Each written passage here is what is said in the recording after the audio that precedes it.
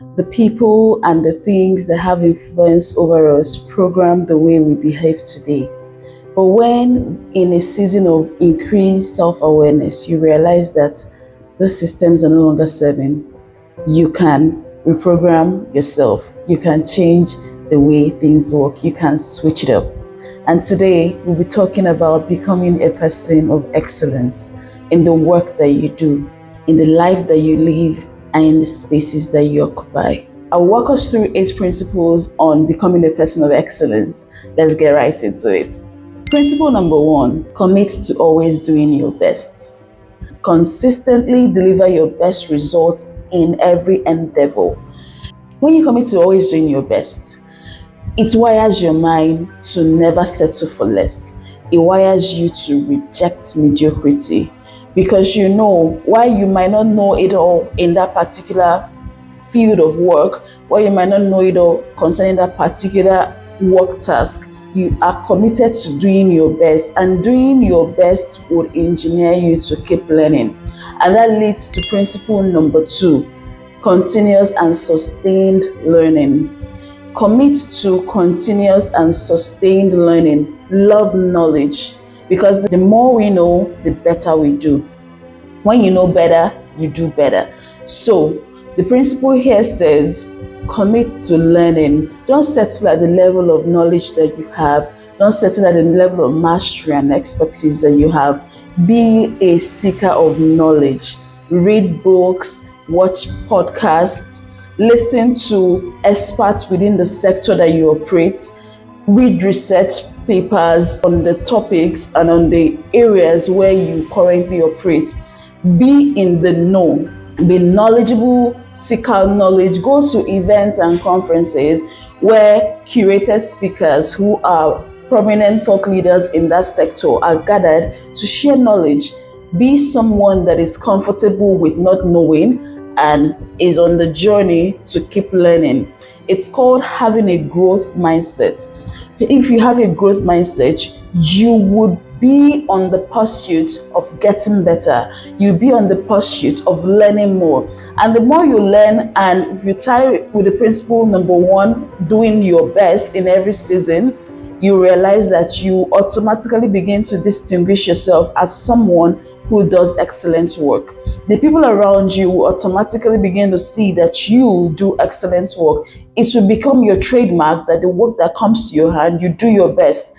So when any feedback comes that does not exactly paint the work you've done in that light, you can know, rest assured that for this work, I did my best. I am learning, I'm getting better, but I know that I put out my best in this season. For this particular project, I gave it my best. Research has shown that people with a growth mindset that understand that things can be learned and efforts applied towards the right thing will yield results, they achieve significantly higher success results than the people with a fixed mindset to things.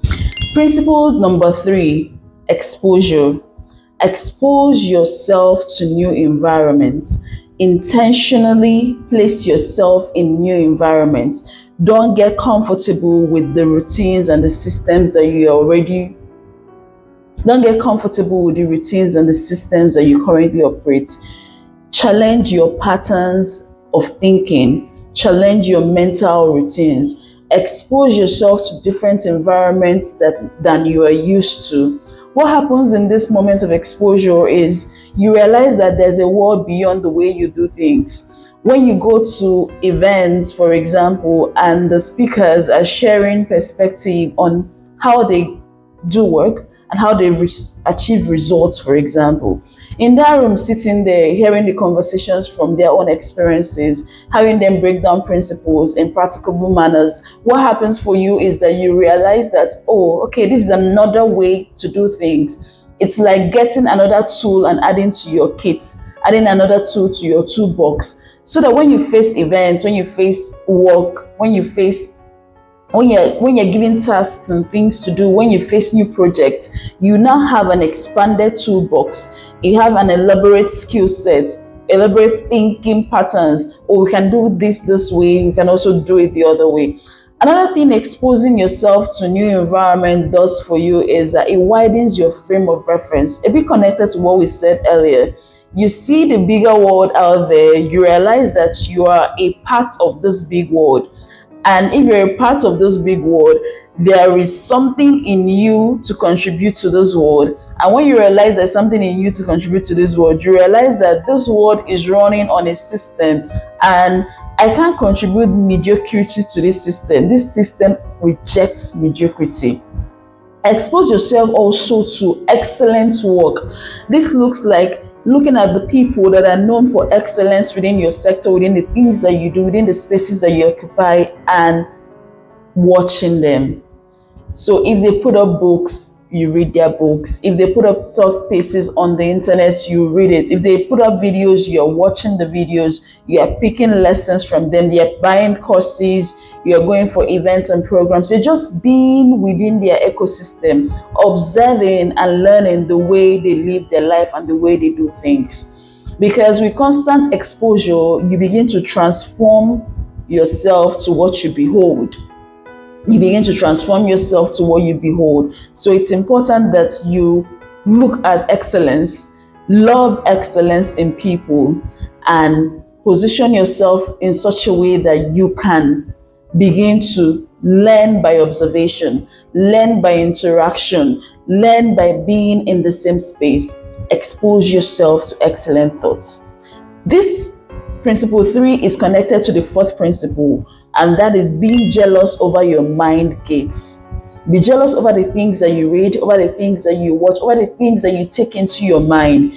It's connected to the first one because if you've begun to uphold and love a standard of excellence, you should despise mediocrity. It will start gradually in little things, but let this be the underlying belief. Let this be what you are chasing towards as a target, to reject mediocrity in all its forms. So carefully select who and what has your attention. Ask yourself, who are my teachers? Who are my entertainers? It's important that you carefully select the people that teach you and the people that entertain you, because we become what we know.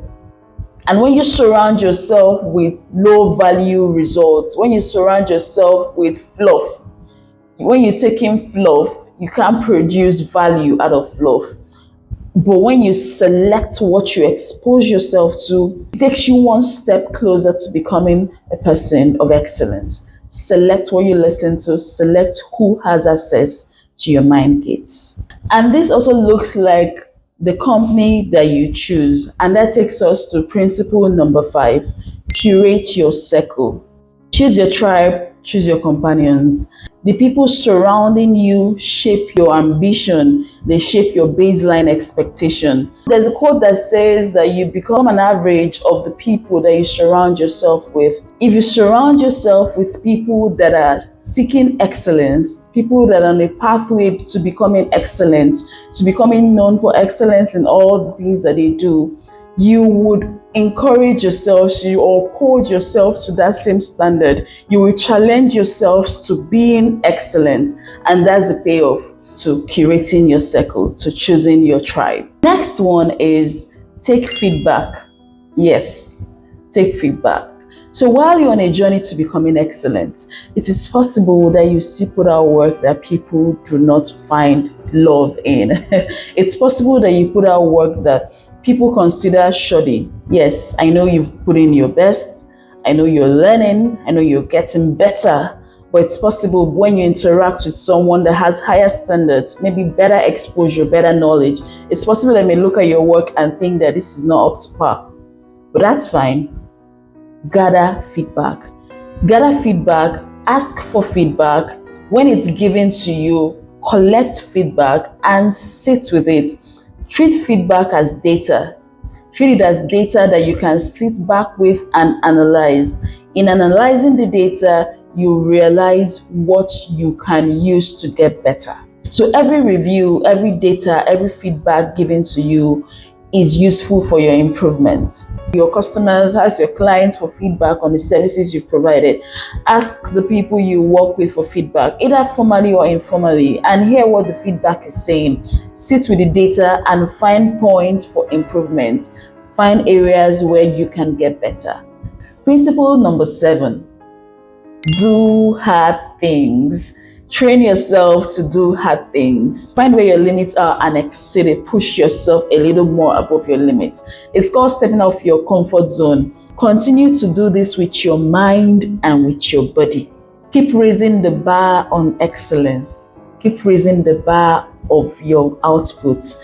Connected to this is your body. So while you're stretching your mind to do hard things, train your body to do hard things too. So this might look like picking up a physical activity and committing to stretching yourself, pushing beyond your current capability to unlock new strengths within you. So it could be going into gym, yes, or it could be taking long walks and then extending the time. Just carefully research and see what the safe protocols are regarding pushing your body to its limits, and challenge your body to do hard things. And this is why, because being excellent is not always the easiest thing. In the systems that you occupy, in the places that you operate, it's not going to be the easiest thing to be excellent. But when you're at home with doing hard things, you can easily project excellence. You can easily produce excellence because you've embraced the friction. You've taught yourself to push beyond what you're comfortable with. So when excellence is not something you're comfortable with, you're still able to push beyond that. Finally, value systems. Principle number 8, define your value system. In a world where anybody can be anything and everything, you want to define your value systems. Who are you and what are the values you operate by? What are your integrity values? What should people expect when they get to work with you? When they get to be in the same space with you? How do you show up in the world? How do you show up excellently? What are your non-negotiables? Establishing your core values will guide your actions, your standards, and your decisions, regardless of external pressure or immediate convenience. So you've told yourself, I am somebody that keeps to my word. I keep to timelines. Maybe that's a value you want to uphold: timeliness and punctuality and truthfulness, honesty, courage to do hard things. This will guide you when external pressures come and even when your body seeks immediate comfort. So define your core value systems and abide by those. And finally, whether you stay 6 weeks, 6 months, or 6 years, always leave it better than you found it. Excellent people seek to add value to their environment. They seek to add value to the spaces that they occupy. So don't leave things the same way you found them. Don't stick to status quo. Challenge status quo. Challenge your own status quo and challenge status quo in the spaces that you find yourself. I hope that you found value with all of this conversation. But before I go, I would like to leave you with an extra resource, a supporting resource, and that's the 7 keys to becoming a man of excellence by Dr. Mike Murdock. You're going to find that video very useful. It's a 12-year-old video as at the time of this recording, and just imagine timeless knowledge and timeless value. Becoming a person of excellence ensures that the work that you do and the results that you produce are timeless in their value. It's called building a legacy product, that when you're gone, yes, improvements can be made, new additions can be made to the product, but the core sustaining value is timeless. You are that person. Now go on and become that person. Being excellent is not always the easiest thing, but be at home with doing hard things. Stretch to your limits, define your non-negotiables, and leave every room better than you found it. For joining today's Life Notes session. Which of these 8 principles hits closest to home for you right now? Let us know, and which one will you start to implement immediately? Hi.